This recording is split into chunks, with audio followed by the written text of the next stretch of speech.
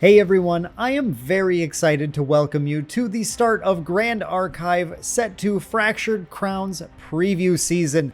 We're going to be kicking off preview season with 2 exclusive previews for you guys, and in addition, we're going to be posting the links for all the content creators who are also putting out very cool videos with their own exclusive spoilers down in the description of this video below. So if you want to make sure you are keeping up with all of the previews as they come out, make sure to go hit up the links in the description down there and catch all the other great content creators stuff. Now, without any further ado, it's time. I know what you're waiting for. Let's jump into the video and show you these super cool previews.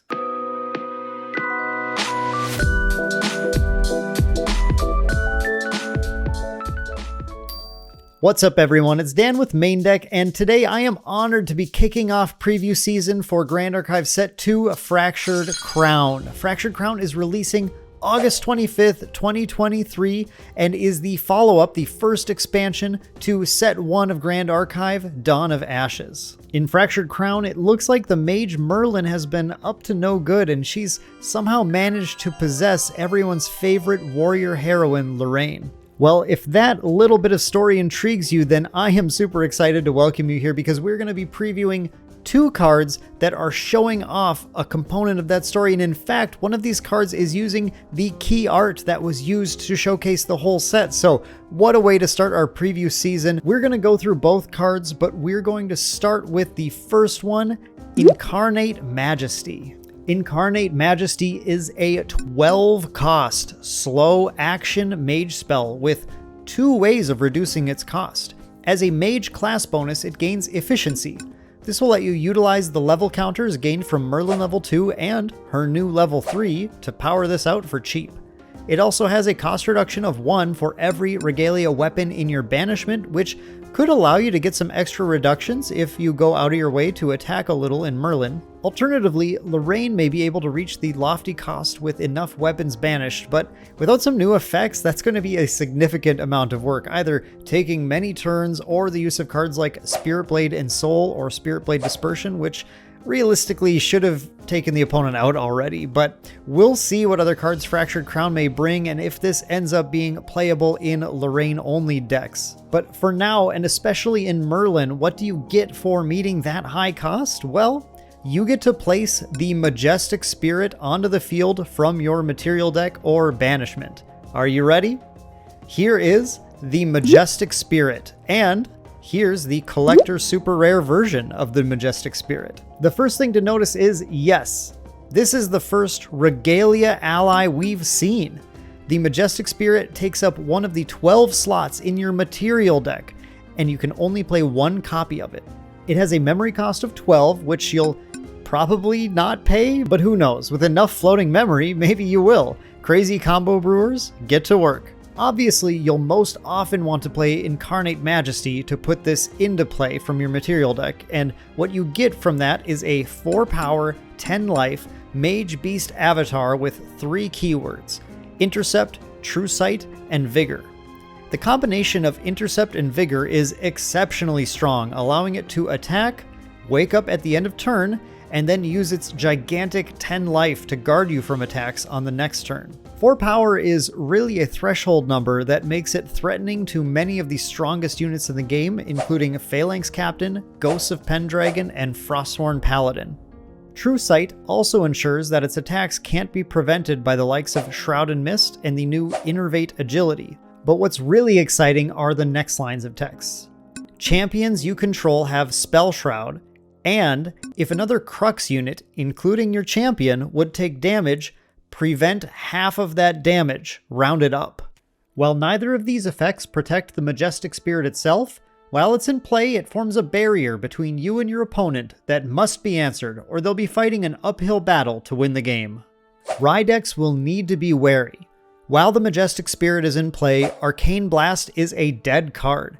And while Advent of the Stormcaller bypasses the Spell Shroud because it actually doesn't target, each ping is only going to deal 1 damage to your champion, even if you send 5 of those pings at the spirit to take it out, as all of the damage is dealt simultaneously. To deal with this pesky threat, make sure you're packing cards like Erratic Bolt or basic element options like Fireball or Disorienting Winds to target it and take it out.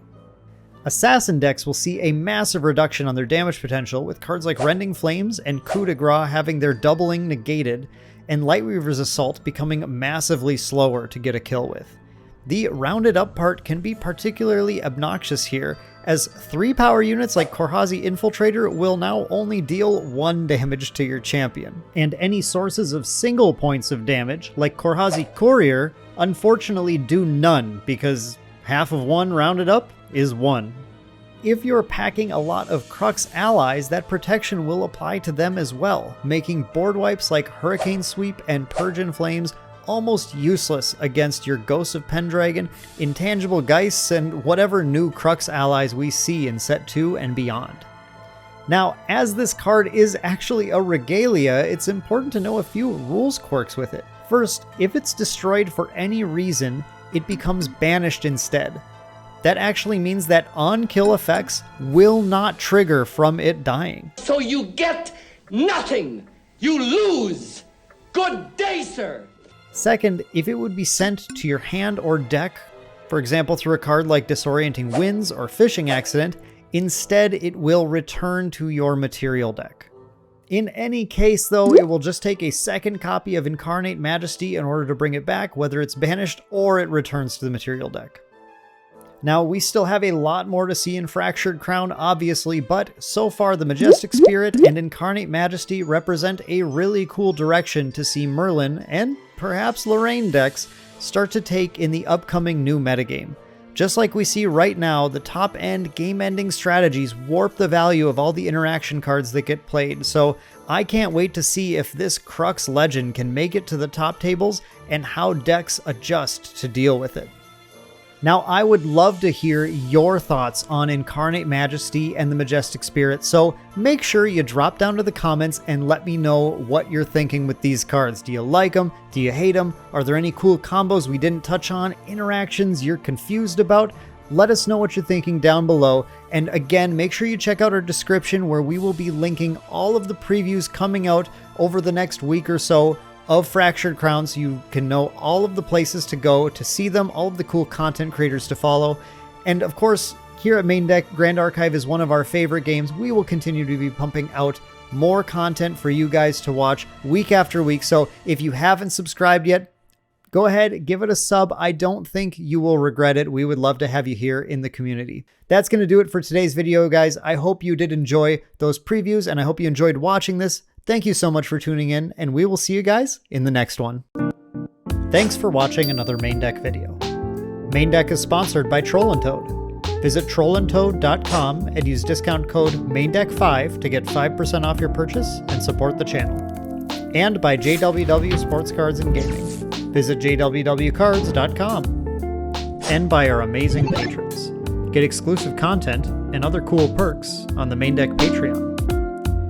And hey, while you're here, I bet you'd like one of these videos. Go ahead, click one. I know you're gonna love it.